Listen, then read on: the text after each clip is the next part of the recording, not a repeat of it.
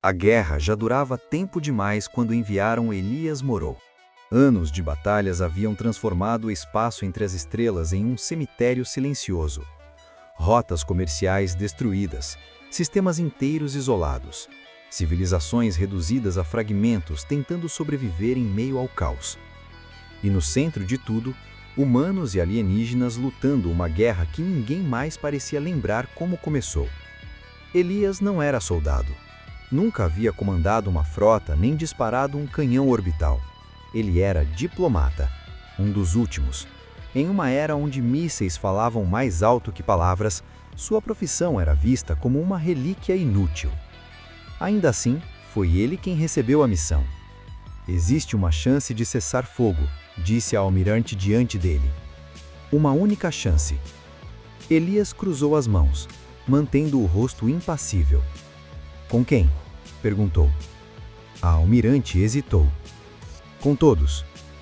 A reunião aconteceria em um ponto neutro, uma estação antiga construída por uma civilização extinta, suspensa entre 3 territórios em disputa.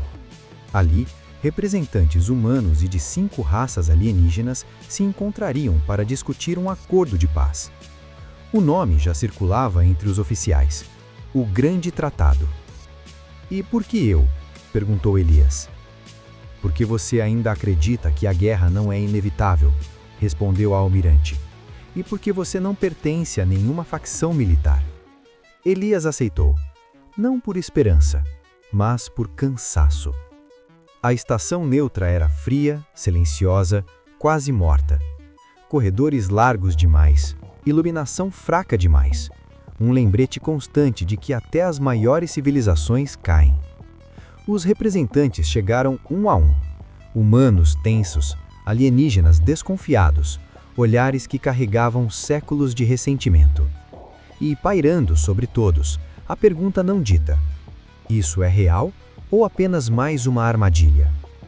A primeira sessão foi protocolar. Declarações genéricas, acusações veladas, silêncios longos demais. A humanidade exige garantias, disse um general humano. Nossas colônias foram destruídas sem provocação.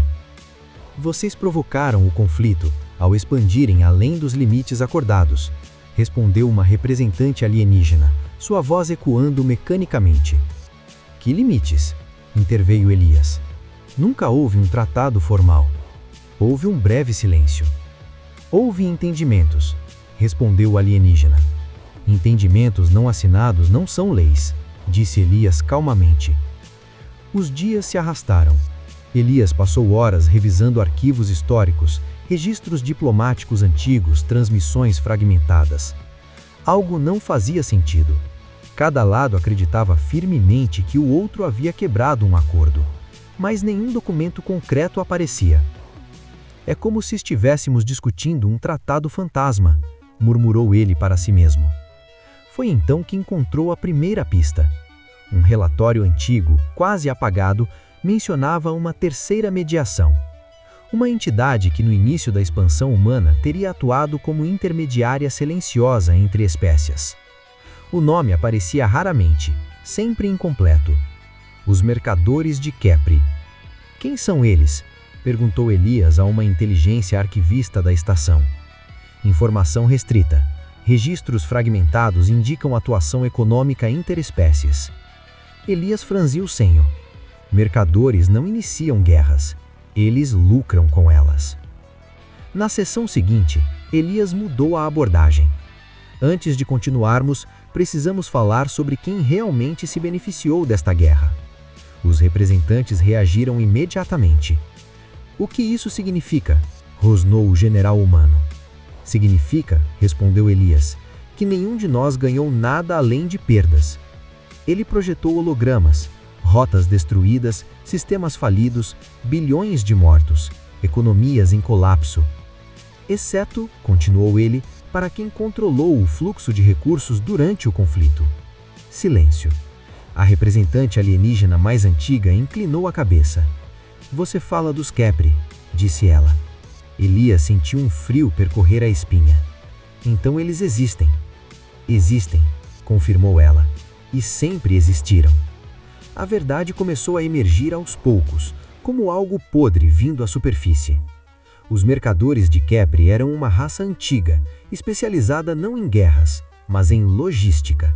Controle de rotas, fornecimento de tecnologia, redistribuição de recursos em tempos de crise. No início do contato humano-alienígena, foram eles que geralmente facilitaram os primeiros acordos verbais. Eles interpretavam, transmitiam mensagens, ajustavam termos. Eles nunca mentiram diretamente, apenas traduziam de forma conveniente. Elias entendeu. Vocês disseram que humanos não poderiam expandir além de certo limite, disse Elias. Mas os humanos ouviram apenas recomendações, não proibições. Exato, respondeu ela. E quando o conflito começou, os Kepri ofereceram armas, defesas, rotas alternativas. Para os dois lados, completou Elias. O tratado nunca existiu. A guerra havia sido construída sobre mal-entendidos cuidadosamente cultivados. Se isso for verdade, murmurou o general humano, fomos manipulados por décadas. Elias sentiu o peso da revelação. Mas revelar a verdade era apenas o começo. Onde estão os Kepri agora? Perguntou Elias. Observando, respondeu a alienígena. Sempre observando. Naquela noite, a estação sofreu uma falha de energia. Luzes se apagaram, sistemas reiniciaram, portas travaram. E então uma transmissão surgiu em todos os canais. Diplomata Elias Morô, você fez perguntas demais, disse uma voz suave. Eu sou Arcavel, porta-voz dos mercadores de Kepri. Elias manteve a calma.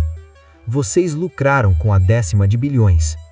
Nós garantimos estabilidade econômica. A guerra é apenas uma fase de transição. Vocês criaram uma guerra baseada em um tratado falso. Criamos um equilíbrio. Enquanto lutam entre si, não ameaçam o todo. Elias sentiu raiva, mas também clareza. O tratado que nunca existiu, disse Elias, foi sua maior arma. E agora você pretende destruí-lo, respondeu Arcavel. Isso causará caos. Não, disse Elias. A verdade causará escolha. No dia seguinte, Elias fez algo que nenhum diplomata havia feito antes. Ele transmitiu tudo. Arquivos, registros, traduções manipuladas, contratos econômicos secretos, rotas controladas exclusivamente pelos Kepri. A galáxia assistiu. A reação foi imediata. Representantes se levantaram, sessões foram interrompidas, frotas hesitaram. Se isso for verdade, disse o general humano, então lutamos a guerra errada. Durante todo o tempo, respondeu Elias. Os Kepri tentaram reagir, bloquear transmissões, isolar sistemas. Mas era tarde. Quando a guerra depende de mentiras, a verdade é uma arma devastadora. A reunião terminou sem assinatura. Nenhum tratado foi firmado naquele dia. Mas algo muito mais importante aconteceu. A guerra parou. Não por paz, mas por dúvida. Dias depois, Elias observava o espaço pela escotilha da estação. A representante alienígena se aproximou. Você destruiu séculos de controle. Não, respondeu Elias. Eu apenas devolvi a escolha a quem sempre deveria tê-la tido. A galáxia será mais instável agora, disse a alienígena. Elias acenou. Mas será honesta. Quando Elias retornou ao território humano, não foi recebido como herói, nem como traidor. Foi recebido como alguém perigoso. Porque em tempos de guerra, a verdade assusta mais do que o inimigo. O tratado que nunca existiu jamais seria assinado. Mas a galáxia jamais esqueceria quem lucrou com sua ausência. E pela primeira vez em gerações, humanos e alienígenas olhavam uns para os outros não como inimigos inevitáveis, mas como vítimas do mesmo jogo. E isso mudava tudo.